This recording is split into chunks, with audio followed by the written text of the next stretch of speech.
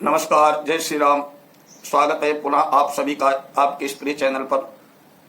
आज आपको बहुत ही प्रेरणादायक मनोरंजक कथा सुनाने जा रहा हूं। आगे बढ़ने से पहले जो लोग नए आए हैं चैनल पर वो इसको सब्सक्राइब कर लें, बेल आइकन दबा दें ताकि हर वीडियो का आपको नोटिफिकेशन समय से मिलता रहे। मित्रों, कहानी है यमराज और कुत्ते की। कुत्ते ने ऐसी कौन सी 3 बातें बताई यमराज को मनुष्य के बारे में, वो जानने के लिए आप पूरा वीडियो देखें। आधी अधूरी जानकारी कल्याणप्रद नहीं होती है। तो कहानी शुरू करते हैं। एक नगर में एक सेठ थे, बहुत ही कूटनीतिक, बुद्धिमान, स्वार्थी, लेकिन धार्मिक भी थे। भगवान विष्णु के परम भक्त थे। उनका एक पालतू कुत्ता था, बहुत अच्छा था, वफादार था। एक दिन सेठ को भगवान ने दर्शन दिए। भगवान नारायण प्रकट हो गए। सेठ जी भगवान के चरणों में गिर गए। भगवान बोले, वरदान मांग लो, आशीर्वाद मांग लो, तुम्हें क्या चाहिए। सेठ जी कहने लगे, प्रभु एक कागज है सादा, इस पर आप सिग्नेचर कर दीजिए, हस्ताक्षर कर दीजिए अपने। क्योंकि संसार में बहुत से लोग ऐसे हैं जो कहते हैं भगवान नाम की कोई चीज होती ही नहीं। उनको एक हस्ताक्षर आपके दिखा के मैं कह सकूंगा ऐसा नहीं, भगवान होते हैं, मेरे को तो दर्शन दिए। भगवान ने सिग्नेचर कर दिए और अंतर्ध्यान हो गया। कुछ दिनों के बाद वो सेठ जी का पालतू कुत्ता मर गया। मरने के बाद वो कुत्ता पहुंचा यमराज के दरबार में।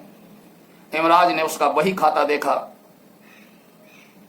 कुत्ता से बोले कि तुम बहुत ही सात्विक विचार के, सात्विक कर्म करने वाले थे। भले तुम्हारा जन्म कुत्ते की योनि में मिला हो, लेकिन तुमने कभी निर्जीव निर्दोष प्राणियों का वध नहीं किया, छोटे मोटे कीड़े पतंगों को नहीं मारा, किसी की जीव की हत्या नहीं की, और सबसे बड़ी बात, आप अपने मालिक के सदैव वफादार रहे। अब बताओ तुम्हें कौन सी योनि चाहिए। कुत्ता कहने लगा, प्रभु मेरे को स्वर्ग भेज दो चाहे नरक भेज दो, मेरे को कोई फर्क नहीं पड़ता, परंतु दोबारा किसी मनुष्य के पास मेरे को मत भेजना। यमराज कहने लगे, क्यों? मनुष्य में ऐसी क्या कमी तुमने देख ली जो मनुष्य के पास दोबारा नहीं जाना चाहते हो। कुत्ता बोला, एक कमी हो तो बताऊं। मनुष्य तो कमी ही कमी है महाराज। मनुष्य जो है इतना स्वार्थी होता है, अपने स्वार्थ के लिए कुछ भी करने को तैयार रहता है। अपनी स्वार्थ के लिए किसी से भी धोखाधड़ी करने को तैयार रहता है, किसी की भी हत्या करने को तैयार रहता है, किसी का भी विश्वासघात करने को तैयार रहता है। अहंकार में हर समय भरा रहता है, तृष्णाएं उसकी पूरी नहीं होती हैं। यहां तक कि महाराज वो तो नारायण भगवान को भी धोखा देने को तैयार रहता है। यमराज बोले, भगवान को धोखा कैसे देता है? बोले, मनुष्य मंदिर में जाता है, बोलता, हे प्रभु मेरे फैक्ट्री चला दो, मेरे को संतान दे दो, मेरे बच्चे की नौकरी लग जाए, मेरी पत्नी बीमार है ठीक हो जाए, मैं बीमार हूं ठीक हो जाऊं, आपकी सवा मनी चढ़ाऊंगा, आपका ये चढ़ाऊंगा, इतना दान करूंगा, गरीबों को भोजन कराऊंगा, भंडारे लगाऊंगा। लेकिन जब ठीक हो जाता है तब उससे कहो कि आपने भगवान के लिए वादा किया था, ये पूरा करो। बोलता है, सब कुछ तो भगवान ही का है, उनको क्या देना। अरे मेरे पास मेरा क्या है, सब कुछ तो परमात्मा का दिया हुआ है, उनका उनको देने में क्या फायदा। इतना बुद्धिमान होता है। यमराज बोले, देखो बात तो तुम्हारी ठीक है, लेकिन मनुष्य जो है हम देवताओं से बुद्धिमान नहीं है, क्योंकि मैं उनके सारे अच्छे बुरे कर्मों का फैसला मैं करता हूं। मनुष्य बोला, वो तो महाराज करते होगे, लेकिन मरे हुए मनुष्यों का, कभी जीवित मनुष्य से आपका पाला नहीं पड़ा है। एक बार जीवित मनुष्य मिल जाएगा तब आपका भ्रम टूट जाएगा कि आप मनुष्य से ज्यादा बुद्धिमान हो। यमराज को क्रोध आ गया, देखो ये कुत्ता मेरे सामने देवताओं की निंदा कर रहा है, मेरे से ज्यादा मनुष्यों को बुद्धिमान बता रहा है। यमराज ने कहा कि मैं तुम्हारे इस बात का परीक्षण करूंगा। यमराज ने 4 दूत भेज दिए, बोले इसके मालिक को जिंदा ही उठा के लाओ। और यमराज के दूत उस सेठ को चारपाई सहित जिंदा उठा लाए। वो सेठ भगवान के दस्तखत हस्ताक्षर किया हुआ कागज हर समय अपनी जेब में रखता था। सेठ की नींद खुल गई, मेरे कौन ले उठा लाया, कहाँ लिए जा रहे हो?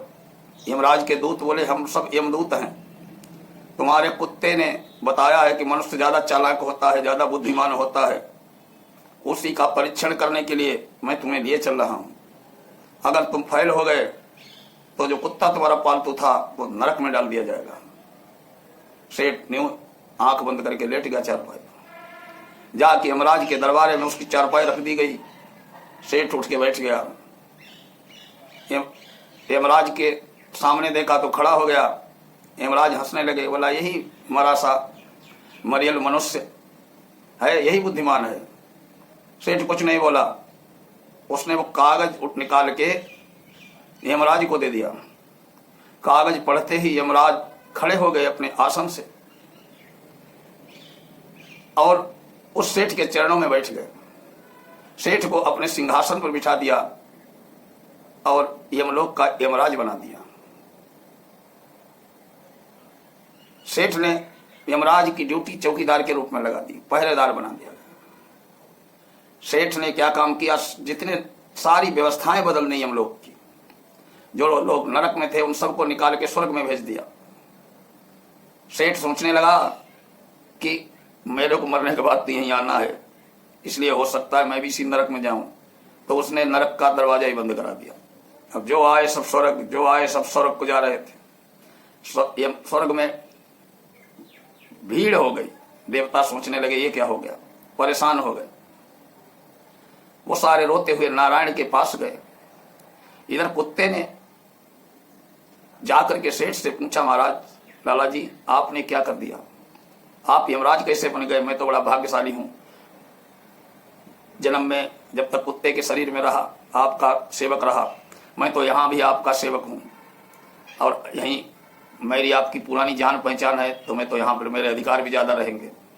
सेठ ने बताया कि जो नारायण का हस्ताक्षर किया हुआ कागज था उस पर मैंने लिख दिया था कि जिसको तुम जिंदा ले आ रहे हो, जिस मनुष्य को, हे यमराज मेरा आदेश है अभी इसे अपनी गद्दी पर बिठा दो, यमराज बना दो। बस काम हो गया। कुत्ता बहुत प्रसन्न हुआ। देवता पहुंचते नारायण के पास, नारायण से प्रार्थना की, प्रभु मेरे बचाइए, सारी व्यवस्थाएं भंग कर दी हैं, यमलोक की सारी व्यवस्थाएं भंग हो गई हैं। नारायण यमलोक को आए। द्वार पर यमराज को द्वारपाल बना खड़ा पाया। यमराज ने भगवान को दंडवत प्रणाम किया।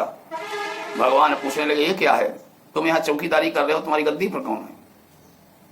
महाराज यमराज बोले कि प्रभु आप क्या मजाक कर रहे हो, आपने ही तो नया यमराज बना के भेजा था। भगवान ने कहा कि मैंने? भगवान अंदर गए, सेठ भगवान के चरणों में गिर गया, प्रणाम किया। बोला महाराज मैंने दिखाना चाहता था कि मनुष्य कितना बुद्धिमान होता है। अगर जीवित मनुष्य किसी के पाले पड़ जाए तो क्या से क्या नहीं कर सकता है। मरे हुए की तो इसलिए लोग दुर्गति कर देते हैं कि उसके जितने दुर्गुण है वो नीचे छुट जाते हैं। हम मनुष्यों में इतने दुर्गुण होते हैं, अगर उनके साथ में यमलोक में अगर पहुंचने लगे तो सारी व्यवस्थाएं कैसे भंग की जा सकती हैं। भगवान ने उसे क्षमा कर दिया। बनिया बोला मेरे को प्रभु और कुछ चाहिए भी नहीं, आपके दर्शन हो गए, और भगवान के जिसे दर्शन हो जाए उसे सजा क्या मिलेगी। जा पर कृपा राम की होई, ता पर कृपा करे सब कोई। तो बहुत ही प्रेरणादायक कथा है। आशा है आपको अच्छी लगी होगी। फिर मिलेंगे किसी ऐसे ही मनोरंजक प्रेरणादायक कथा के साथ। ओम नमः शिवाय।